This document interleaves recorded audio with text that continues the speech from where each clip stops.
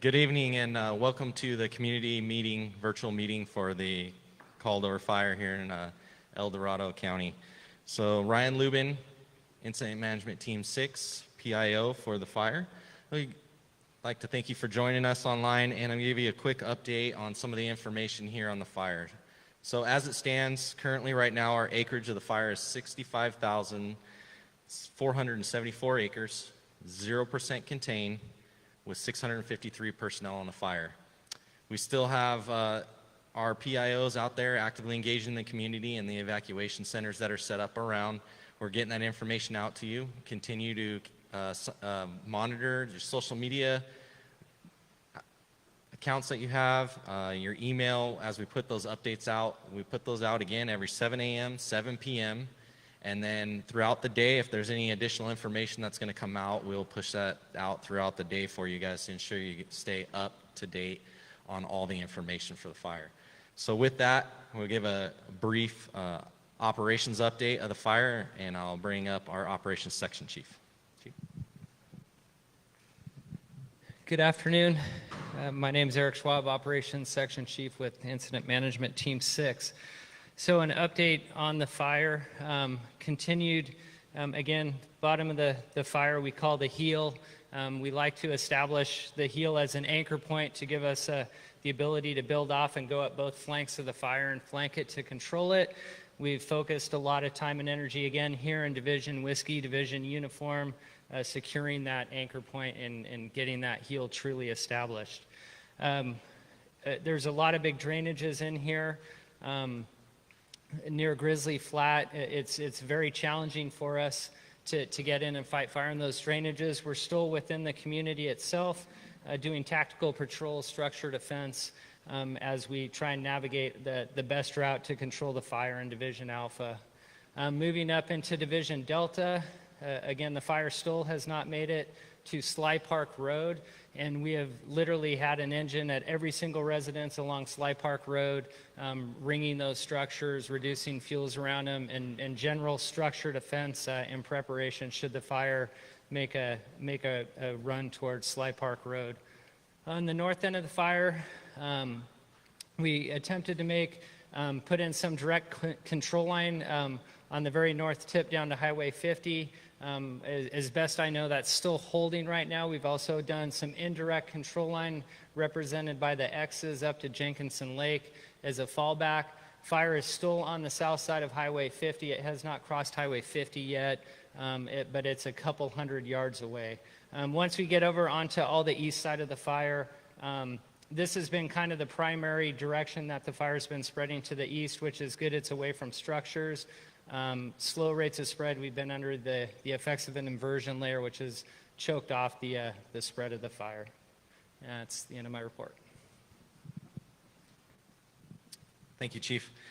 So as with last night's community meeting, what we'll do is we'll move into question and answer. So if you guys have any questions, please submit them online through the Facebook Live and or the Zoom link if you're in on the Zoom link that we have for you, and we will answer those to the best we can. So with that, we're going to move into some of the questions. I have one here that I'll answer right off the bat. There's a question about the evac centers and whether masks are being required for those that are there. So as far as the mandates are to the local county health officers' requirements as to when, where, how, and what they're going to do in this county and in the area for masks.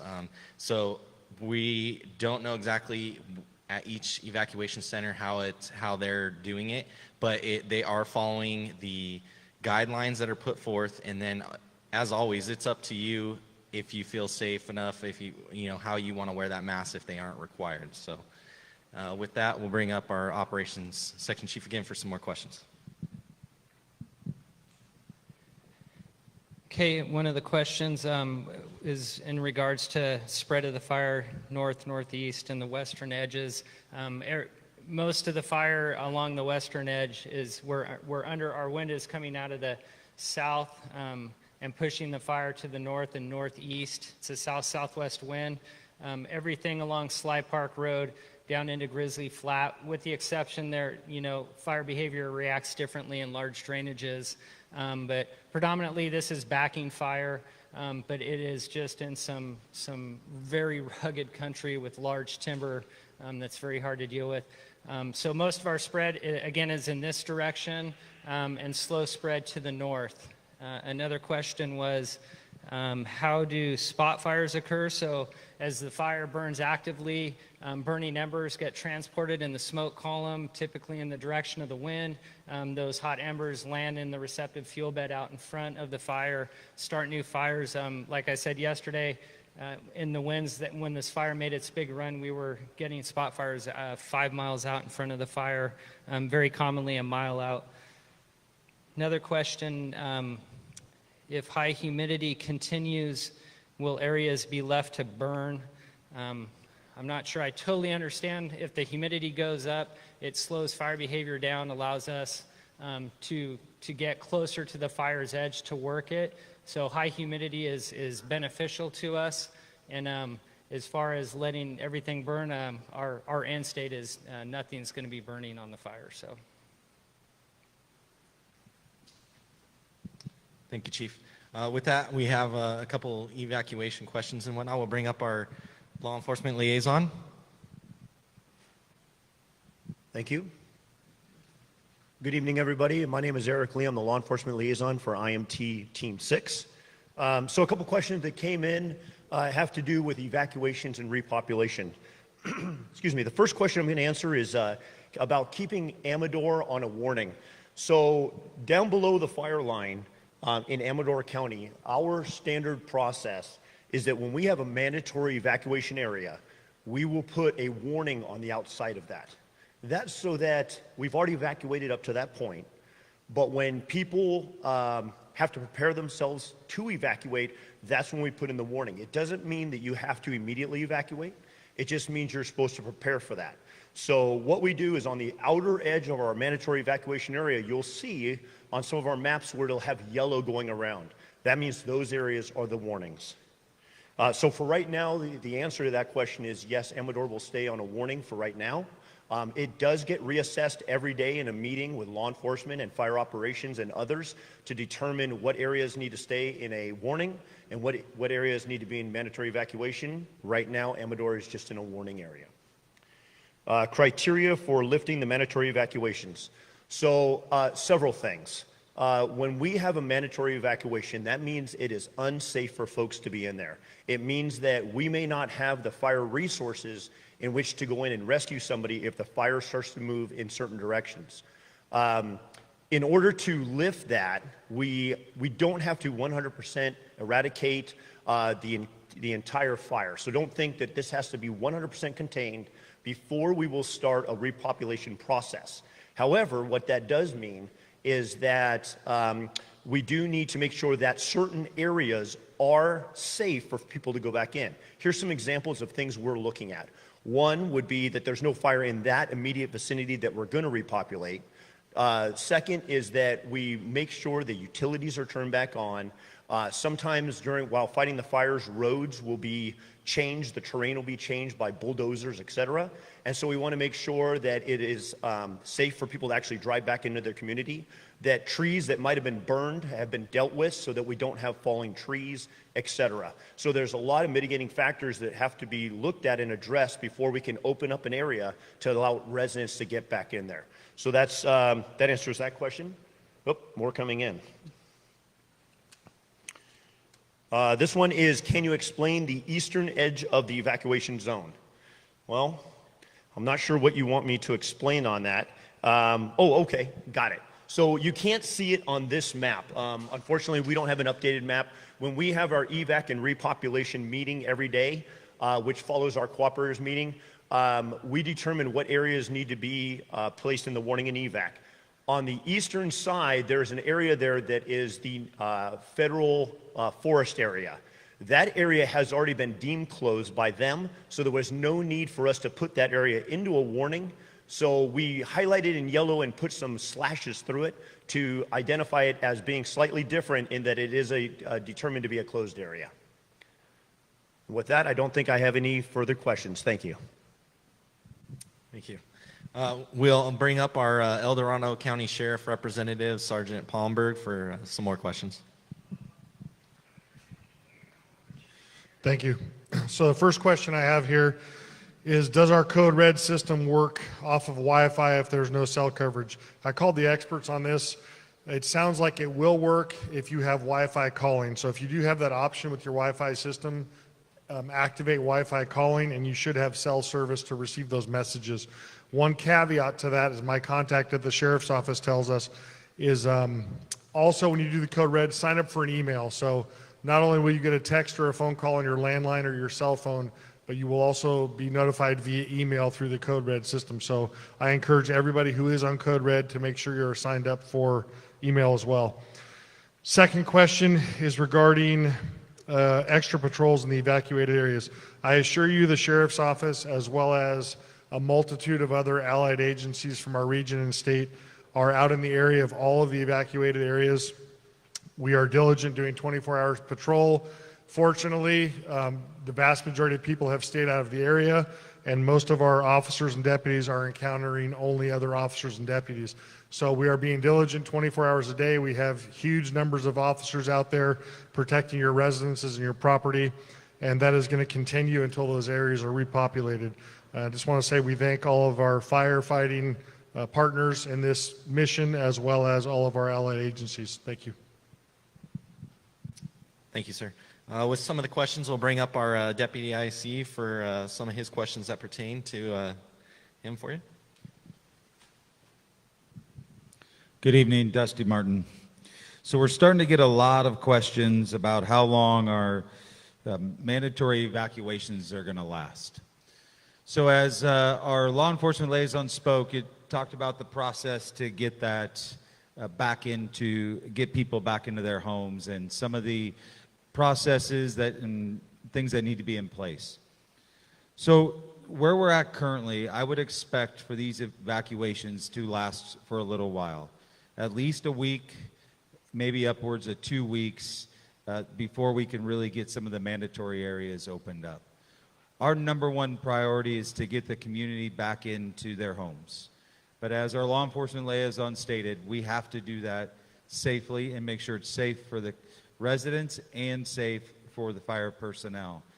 The things that our law enforcement liaison talked about that need to be done prior to that takes a lot of work. So we are diligently working on that.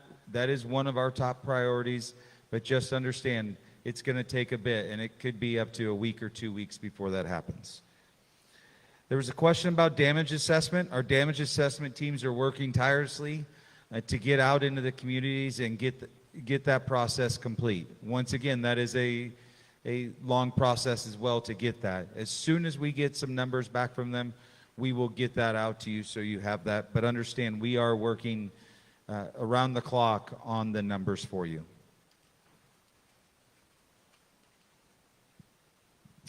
Thank you, Chief. We did have a couple questions about the El Dorado National Forest, so I'll bring up the supervisor of the forest for some answers to that. Thanks, Chief. So good evening, everyone. Jeff Marcellet. I'm the Forest Supervisor for the El Dorado National Forest. And there's been several questions that have come up around the forest closure. So I'm going to maybe take it from the top and try to help unpack it a little bit. As a start, the forest closure was not taken very lightly.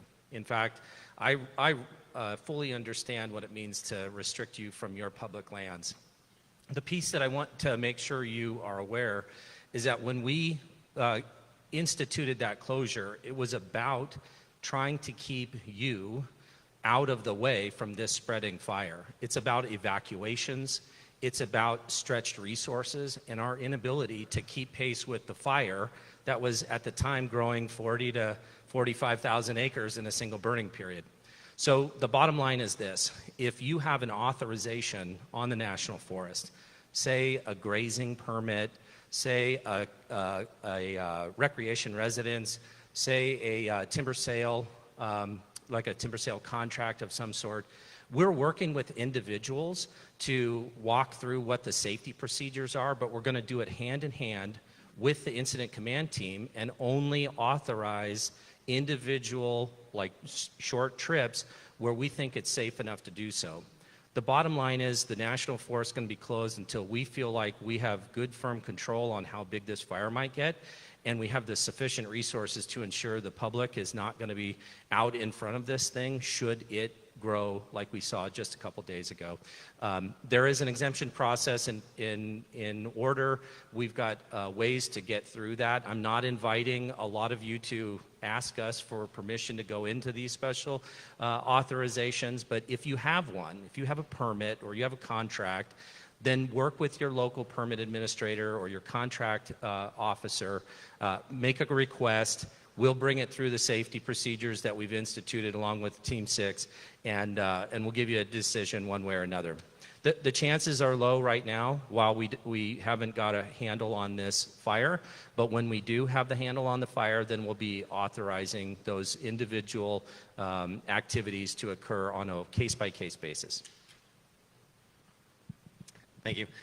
With that, we got a bunch of operations questions, so I'll bring our operations section chief back up to take care of those for you.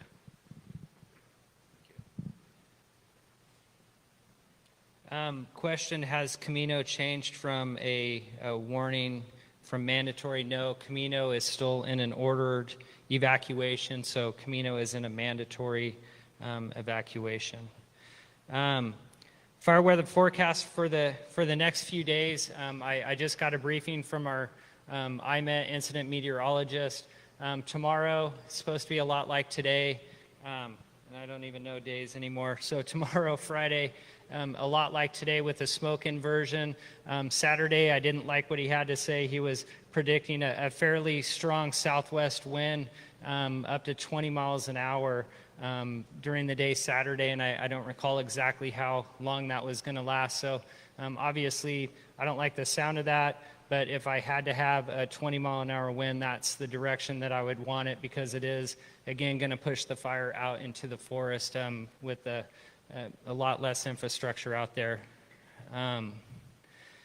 Questions on Blue Mountain, Grizzly Flats. Are there any active fires out there, and do we have resources out in that area? There are still hot spots and stuff around the community where the fire went through there. We have multiple resources out there: fire engines, hand crews, bulldozers, water tenders, all doing what we call a tactical patrol, meaning they're just literally driving the roads, get out and check every structure, looking for hot spots to extinguish so additional structures don't catch on fire. So that is one of the most heavily staffed areas. It is the most heavily staffed area on the incident right here in Division Alpha to mitigate any additional structures. And then there was one question on what do the symbols on the map mean? When a 65,000 acre fire, we have to break it up into geographic divisions. That's what these symbols are. These break up division breaks, which allow us to have span of control. The next level above that are branches. These symbols delineate branches, so a branch director controls 3 division supervisors, and the branch directors report to me. And the X's that you see here that are gray are proposed dozer lines. The black X's that you see are dozer lines that are complete. And then we have symbology for handline, staging areas, safety zones, drop points, geographic locations to help people navigate around the fire. Thank you. Thank you, Chief. We got a bunch of questions in that pertain to Code Red and some of the law enforcement stuff, so I'll bring our law enforcement back up. Oops. So we had a couple questions regarding the Code Red system. So firstly, how to register for Code Red. The easiest way to register is to go on the Sheriff's Office website.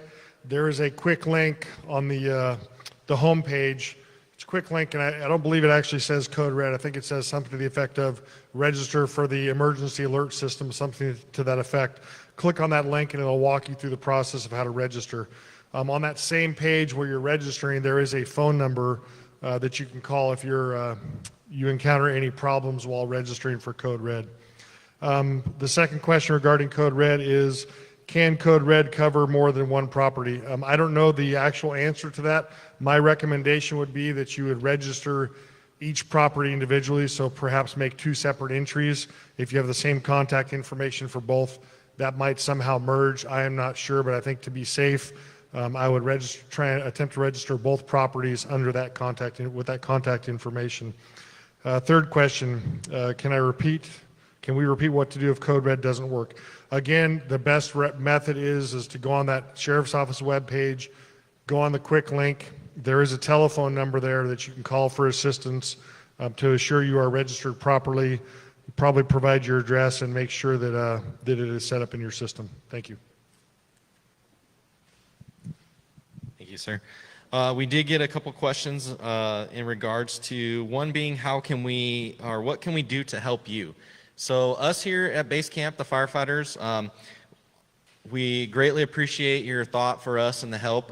We have everything here at Base Camp. It's pretty much a mini city for us, everything that we need. What we would ask for help for us would be to go to those local shelters where all the evacuees are, donate any goods to them to help them out, donate to the local Red Cross to those in need who have lost and had to be evacuated. They are the ones in the greatest need of the help for the donations in which you're looking for.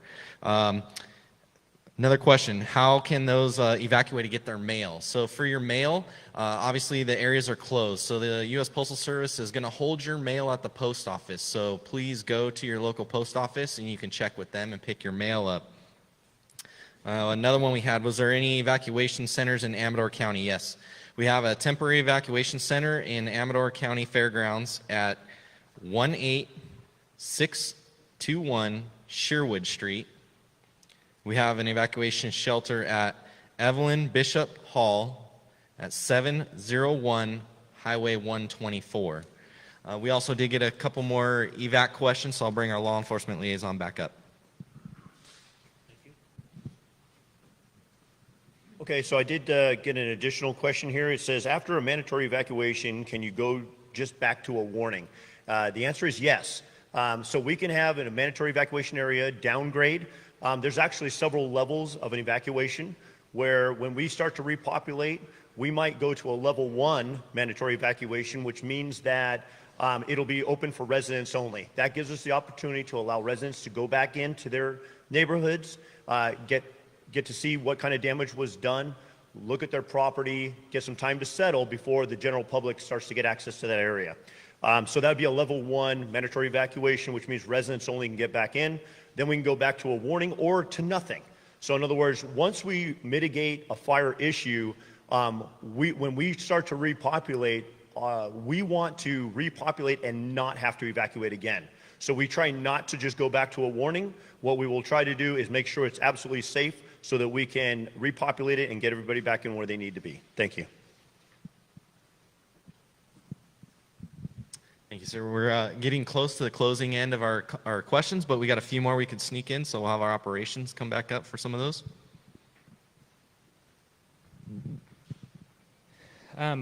Question, are inmates being used as resources? Yeah, we do have CAL FIRE and CDCR crews here. I think we have probably 6 of our in strike team formation, so 2 crews married up together with a leader. I was asked about are we using aviation assets today? We've been under a heavy smoke inversion. Typically with that, we cannot fly fixed wing airplanes, so the air attack command and control aircraft has tried to launch out of Columbia 3 times today. I've requested them out, and they haven't been able to see, so they've had to turn around. We've even gone to the other side of the fire and requested them from the other side of the fire, and same result, they had to turn around. So no air tankers have been utilized, but as of about 3 hours ago, the smoke lifted up enough over the south end of the fire that we're able to get rotary wing aircraft in there, and currently we have multiple helicopters in there dropping water. Thank you, Chief. So we're going to cut off our question and answer at this point, and I'm going to have our Forest Supervisor, our Forest Service representative come up for closing comments. Good evening, ladies and gentlemen. My name is Ben Newbern. I'm the Unified Incident Commander representing the U.S. Forest Service. And I'd like to thank you for your involvement today and asking some great questions. Hopefully the time today provided some responses to you, and we look to continue to engage with you. We'll be successful here together. It's very important that we work through this and we bring a successful end to this incident.